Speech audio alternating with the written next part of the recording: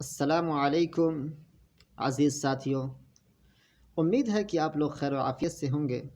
اللہ آپ کو ہمیشہ خوش رکھے۔ آج میں آپ کے سامنے ڈاکٹر کلیم عاجز کے چند اشعار پڑھوں گا۔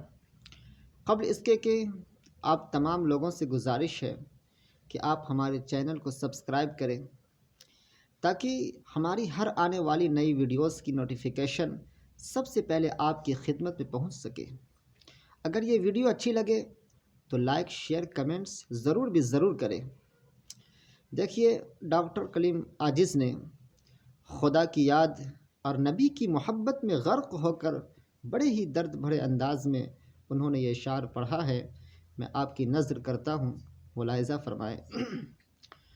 رات جی کھول کے پھر میں نے دعا مانگی ہے، رات جی کھول کے پھر میں نے دعا مانگی ہے، اور ایک چیز بڑی بیش بہا مانگی ہے، اور وہ چیز نہ دولت نہ مکاں ہے نہ محل، تاج مانگا ہے نہ دستار و قبا مانگی ہے، نہ تو قدموں کے تلے فرش گہر مانگا ہے، اور نہ سر پر کلہ پال ہما مانگی ہے۔